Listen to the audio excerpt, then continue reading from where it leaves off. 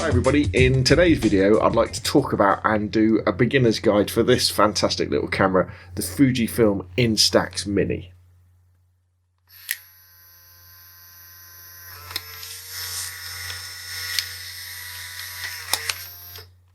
So what is the Fujifilm Instax Mini? Well, this particular one is the Fujifilm Instax Mini 7, and basically they're taking the spirit of the old Polaroid cameras and bringing it into the 21st century. So it's a completely, well, it's not completely analog camera. There's some digital bits inside of it for working out exposure and stuff.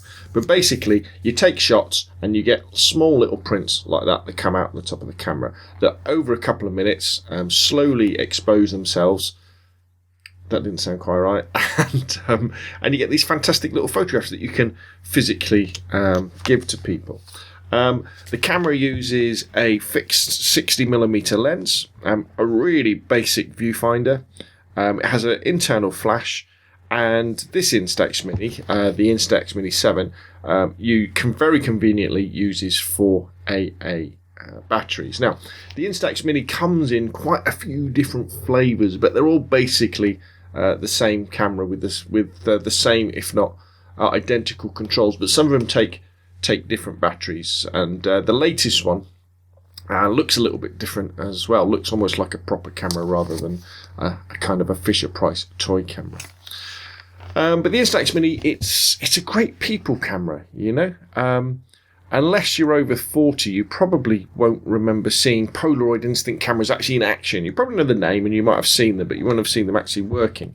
And when you take a picture of someone with an Instax camera, with an instant camera, and you give them the photo to watch them so they can watch it develop, most people are actually, you know, pretty amazed by it. Now, it doesn't have a razor sharp lens, and the photos, although they're not that high resolution, you know, they're nice and colourful and they're nice and vibrant, and it's, I don't know, it's giving you a physical object, isn't it? That's what I always like. I like the fact that once you've taken a photo, you've got something to physically give someone, to maybe slip into a book, to let them take away. And I know we've had Instax Minis for quite a while now, a good few years, and I tend to dig my Minis out at Christmas and birthdays and things like that. Take quite a few shots, in addition to, you know, my digital camera as well. And then these kind of get a date put on them, and they get put away with the other photos and in drawers and stuff. And I know that in 10 or 20 years they're still going to be there, because you know, if you left them out in the sun, obviously they would fade.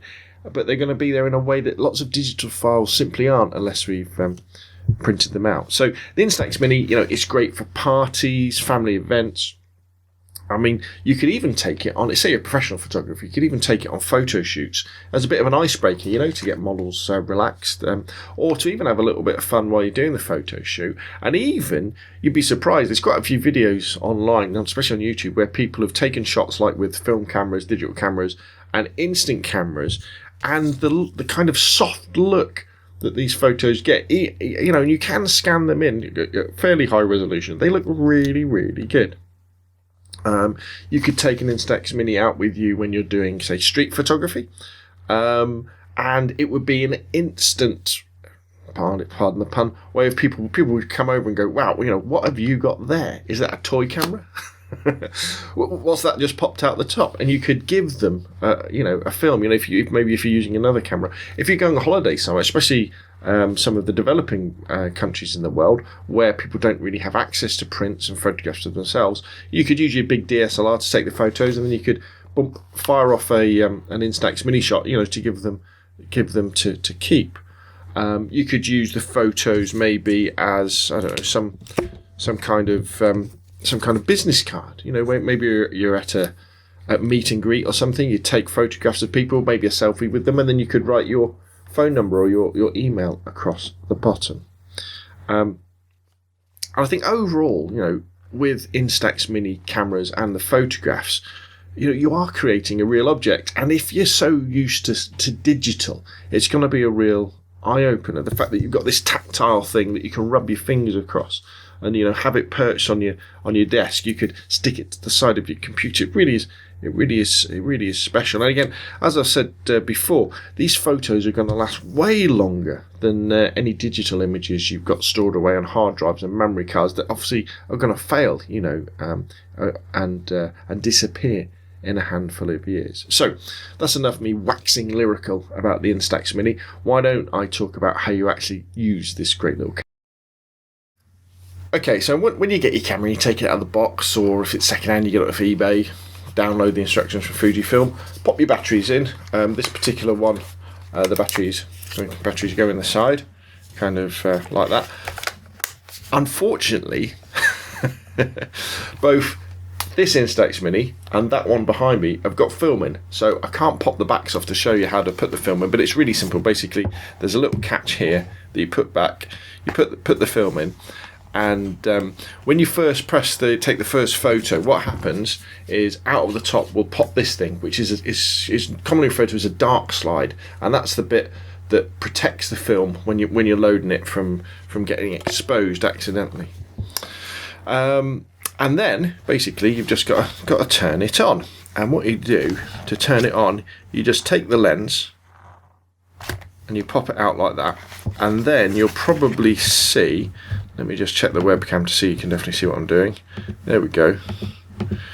You might be able to see there's a little green light there. Might be a little bit difficult to see on the video, but basically there's a little green light, and that's telling you that the flash has charged up and it's ready to go. So all you'd have to do is aim it at your subject through the viewfinder, whichever way you want to go. Be careful you don't cover up the flash with your fingers or the lens with your fingers, and then take the picture. Now, I kind of almost did it the wrong way there, because what you'd have to do, say if I was taking a picture of you watching this video, you'd have to aim it like that and look at the exposure and see if the little green light's on. Now, when it's just at the top, like so, and the little green light is on, it basically means that you're probably inside, or it's very dark and you're outside, or it's night, and it's going to use the flash. But if you're outside somewhere where it's very, very bright, this is where the exposure dial comes into its own, this little dial here. And what will happen is, when you aim the camera at something brighter, you'll get a flashing LED, or a red LED next to one of these little markers, and these are your exposure markers. There's a big sun, a smaller sun, and a cloudy day. And then all you do is it will flash next to one of them, and you just turn the wheel next to the one it flashes on. And then you take your shot. But again, always remember to have your... Don't be like looking down, checking the exposure. Always have the camera pointing at your subject. Check the exposure, move the dial, and then take the photograph that way. If the red LEDs are flashing all the time, that means your battery's getting low. And when you first turn it on, as I kind of said before, what you'll find then is that it charges up the battery. Now, it is only a small camera. It does only have a small flash. As I said, it's got a 60mm lens, and this lens can focus from about 24 inches, a couple of feet, 600mm. What's that? Probably about that far, out to infinity. And the flash has a maximum range of about 2.7 meters, or just under 9 feet. But in my experience, you really want to be about 4 to 5 feet away from your subject, because one of the problems is the viewfinder is very, very small and it's a little bit vague. You don't always it's very easy to kind of not quite get what you want. So get your subject in the middle. Don't get too hung up on composition, and maybe take 1 or 2 shots. So remember as well that once you've taken a photo and it pops out of the camera, here's the one I just took at the beginning of the video, so it doesn't come out. I mean, they're tough little things. They take a minute or so to develop. But I'd say keep them in a nice soft packet or something in your coat, to stop them getting scratched. And when you do get them home, pop them inside an album or something, again, to protect them from the sun. And if you can, there's a little space at the bottom where you can put maybe the date and the location on the photo. So you've got some kind of built-in EXIF data for the particular photo, so that in a few years when you dig it out, you can know when, where, and why you took that particular photo. So as you can see, the Instax Mini, really simple to use. All you've really got to remember is pop the lens out to turn it on, have a look at the exposure dial. If one of the red dots is flashing next to one of the clouds or the sun, just turn it to that particular one. Frame, press the button to take your photo, and then when you're done, turn it off. Easy peasy. Right, let's have a look at something which you're probably all thinking about now, which is how much is the film to buy for one of these little cameras. Okay, so let's first have a look at how much the film costs, and then we'll have a look at where you can buy the film cameras. They might kind of seem the wrong way around, but the thing is, with instant film, it is more expensive than 35mm, and obviously a lot more expensive than the digital. So I think you've really got to take that into account when you're thinking about buying one. So let's dive in, and see where we can get some film from. Okay, so this is Amazon.co.uk, one of the cheapest places you can get. What are we looking at here? Fujifilm Instax Mini, £16.66p for 20 shots, 2 packs of 10. So what's that? 1.6. So it's about 83p a shot. Which it might sound expensive, but again, these things are going to last you, a lifetime, and it really is fun. And kind of I'll come back to it, but as you can see here, we've got some various different flavors of Instax Minis. We've got the 90, which is the newer one, which looks a bit like an ordinary, like a film camera. Quite like the looks of that one, but quite expensive, £115. And then we've got the Instax Mini 8, and then we've got lots of different colors. If we go to Amazon.com in America, we can see we can get 50 packs for $45, so that's less than $1 a shot. What's that, about 80p, so about the same price. And then a twin pack for 16, so $8. So what's that? That's £5. So yeah, significantly cheaper than in the UK. So Amazon, good place. In the UK, I found Curry's is actually quite cheap. You can get a twin pack for, I think, £15, which is where I've got some from recently, so that's good. But, okay, so where can you actually buy an Instax camera? Now, it won't be a Mini 7, because I think they're onto the Mini 8 now, and then you've got, the new design one. But again, they're basically the same idea. I'm sure they haven't really changed any of the internals, just changed the colours and stuff. Now, you'd be surprised that you can buy it in loads of places in the UK and in America as well. So, if you go to Tesco, actually, I went into a Tesco the other day, and they had Instaxes on their camera display. How much you're looking at spending? About £70. Argos in the UK, about £70. You get 20 shots with it. Lots of different colours available. Jessop's camera dealer in the UK, £69, all round about the same sort of price. If we go over to America, we'll look at a couple. We've got B&H, $70. There's a pink one, but again, they've got lots of different colours there to choose from. And then you've got who's this? Best Buy, $99.99. So there we go. So there we go. Take into account the price of film. I'm not saying you're not going to use this camera every day, are you, to take lots and lots of photos? Unless you've got loads of money, fantastic. You're going to bring it out on special occasions. You're going to shoot off maybe a pack of film, say 10 shots, something like that. And although the cameras themselves, you might think it was quite expensive for an instant camera, £60, £70, there's not much to go wrong with it as long as you don't drop it. So it's probably going to last a long time as well. And they're getting more and more popular than they used to be. I mean, I'm not saying everybody's going to be buying one in the way that people used to buy Polaroids, but there is a significant more number of people buying these cameras all around the world. And I think people like the small format of these little photographs as well. They think they're really cute in a way that some of the larger Polaroids weren't quite as. Now, my ones, luckily enough, I managed to pick up both my Instax Minis at car boot sales, but they're very rare to see. I've probably only seen 2 or 3 in the last few years. But what we'll do in a minute is we'll look at the Instax Mini's bigger brother, the Instax 200, and because that's something you do see at car boot sales a lot more often. Now, the Instax Mini isn't the only instant camera in Fujifilm's lineup.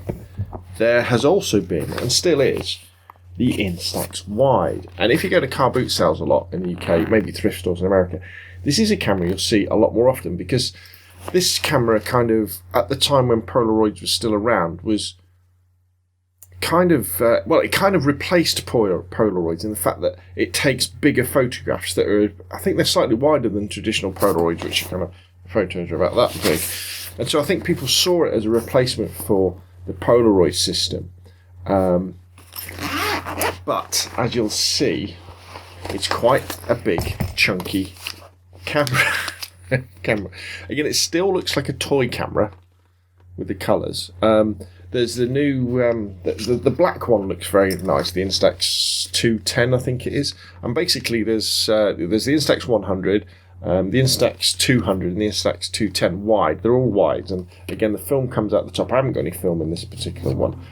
And a 95mm lens, for what it's worth. Automatic exposure again. They're basically all the same model on the workings, and they sometimes have the controls in slightly different places. And they come in, the more common colour is the blue, and then this is the silver, and obviously you get the black one, which looks quite cool.